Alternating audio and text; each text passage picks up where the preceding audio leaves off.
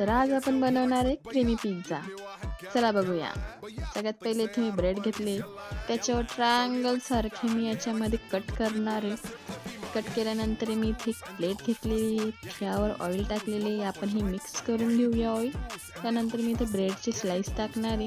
पूर्ण आपण हे पिझ्झाचं आकार देणार आहे त्यावर. त्यानंतर सॉसेस टाकणे, याच्यात टोमॅटो केचप टाकलेले, शेजवान चटणी टाकलेली आहे.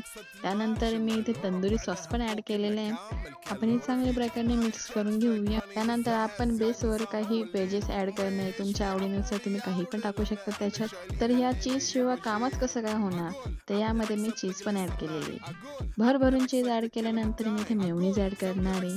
त्यानंतर इथे मी थोडंसं रेड चिली सॉस पण थोडंसं टाकलेलं आहे वरतून, छान दिसावं म्हणून. त्यानंतर इथे मी तवा घेतलेला आहे, त्यावर मी थोडंसं मीठ टाकून मस्त आपण या पिझ्झाला भापून घेणार आहे. चांगलंच आपलं हे क्रीमी पिझ्झा तयार झालेलं आहे. Thank you guys.